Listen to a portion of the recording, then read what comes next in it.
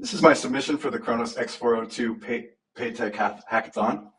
X402 is an open standard for the internet native payments that allows clients and servers to exchange value programmatically, making agentic usage-based payments possible at scale. For AI agents, this is critical because it allows them to autonomously pay for APIs and data that they need as part of their reasoning loop. But it immediately introduces a deeper problem. In order for an agent to pay for data using x402, it needs access to a private key. That same key is also used to execute on-chain actions. So the moment you enable agentic payments, you've implicitly given the agent full financial authority. This creates an impossible trade-off. Either agents can't act autonomously, or they become a major security risk. There's no native way for an agent to pay for data and act on-chain without being overly privileged. I've created AgentFabric to solve this problem. AgentFabric takes advantage of a recent Cronos EVM upgrade called Smart Turn, which enables external accounts to be upgraded to smart accounts and allows them to have smart contracts act on their behalf. We've created a smart contract which enables scoped session keys, which have limited permissions defined by the user. The agent never has access to the user's primary key and only can do what it's permitted to do. So let me show you how it all works. First of all, users and developers can come and make their own x402 APIs via our proxy.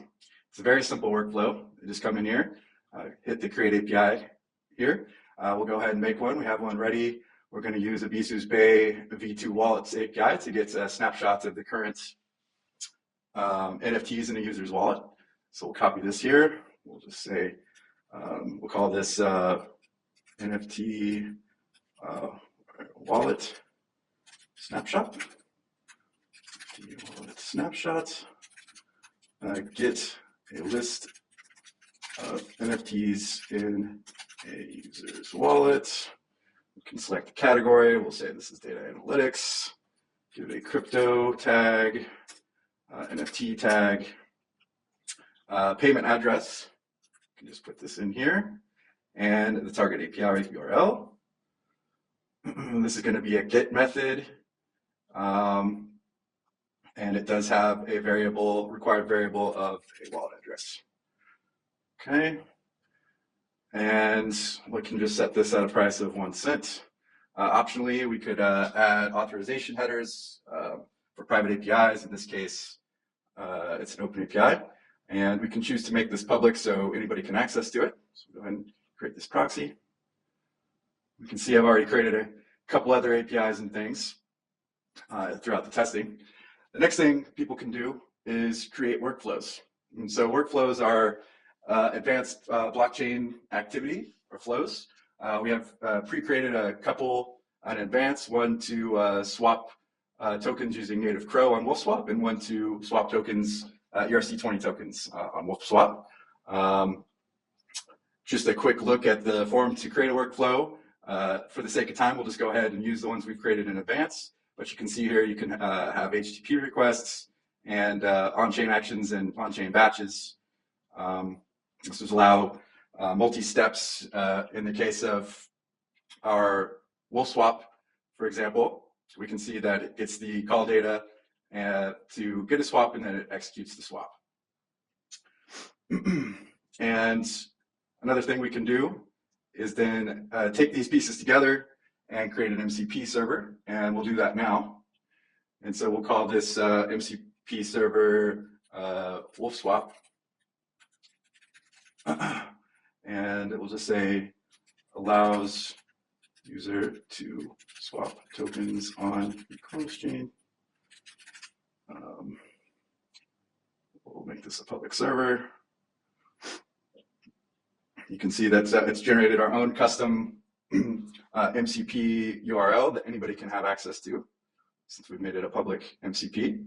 Now we can select which tools we want to add to it. So let's go ahead and add the quote API and the trending pools API, and also our swap workflows. Okay, go ahead and save this. And now we're ready to go ahead and add this MCP server to an agent, but first we need to enable our EOA to have a smart account like we had mentioned before.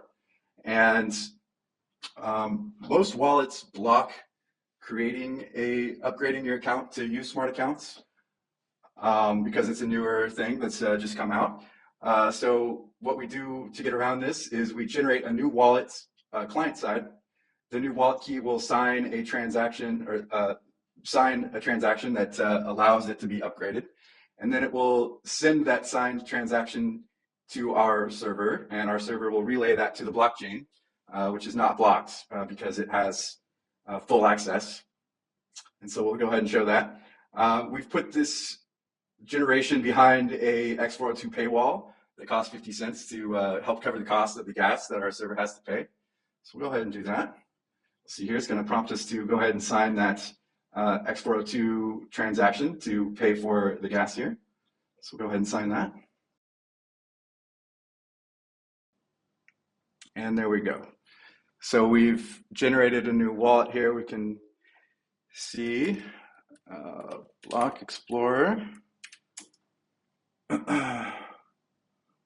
can see here that this new address has been delegated to this contract that we created. So it is upgraded and is a smart account.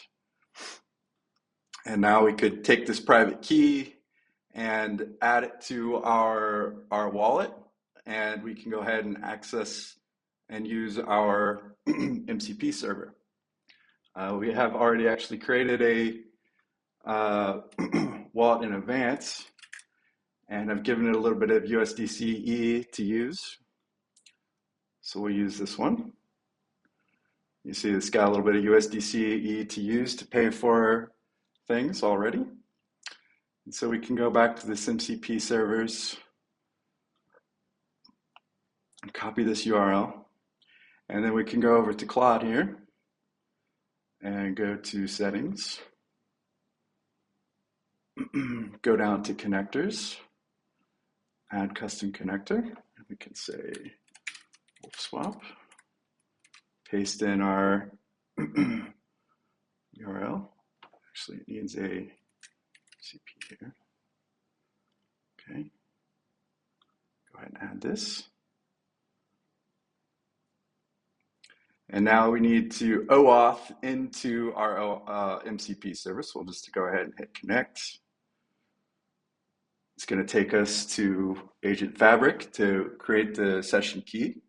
So we're requesting to make x402 payments. We can request approval to work with other tokens as well for swapping. We'll just go ahead and select WETH here.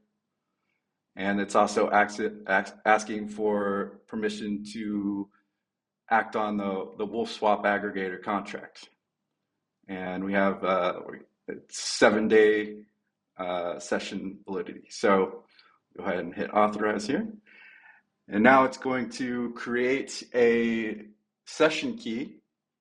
And we're going to go ahead and sign permission for this session key to have access to these things that we've given permission for. So we'll go ahead and hit sign. Okay. And this should now take us back to Claude. Okay, we can see that we're now connected to the WolfSwap MCP server that we created. So we can go ahead and start a new chat here.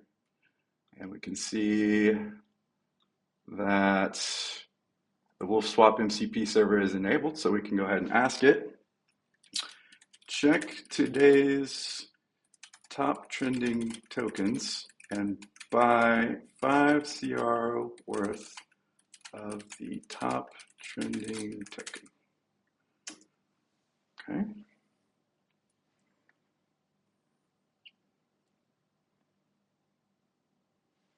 It's going to ask permission to use the trending pools API. Go ahead and always allow that. And so while it's used this trending pools API, that's made an x402 payment for access to that API. And now it's got the results back for that trending pools API request. And now we'll go ahead and decide which token it wants to buy for us today. So let's see what it does. Okay, it's got a few options here. Looks like Moon is the #1 token on CoinGecko today. The AI has some questions, wants to know if that's what we want, because OBS is leading with volume. And it's also saying that Wolfstar has a 30% increase, so that's pretty good, but also low liquidity, risky. Okay, so it's got a couple options for us here. Yeah, let's say go ahead and get the Moon. Okay.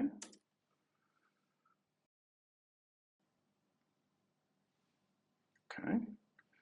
So it's got the quote from WolfSwap. Go ahead and allow to continue.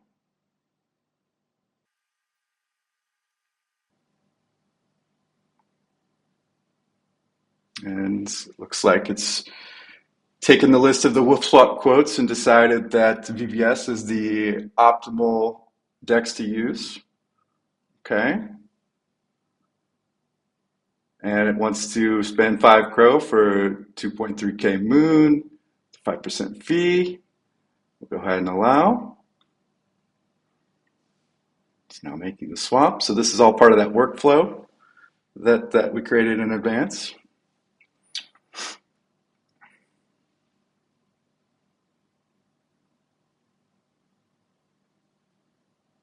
All right. And so it's gone ahead and made the swap for us. Oh, and look at that. It was nice enough to make us a link to Cronos again to check it out. So you can see here that the agent was able to go ahead and swap our Crow for Moon. And we can also take a look at our account here and see that these transfer with authorizations are from when it was using the x402 protocol to access our data. And so that's the demo of AgentFabric. You can visit agentfabric.tools if you'd like to go ahead and give it a try. We'd love to get your feedback, and we're really looking forward to the future of what this technology will bring to the community. Thank you.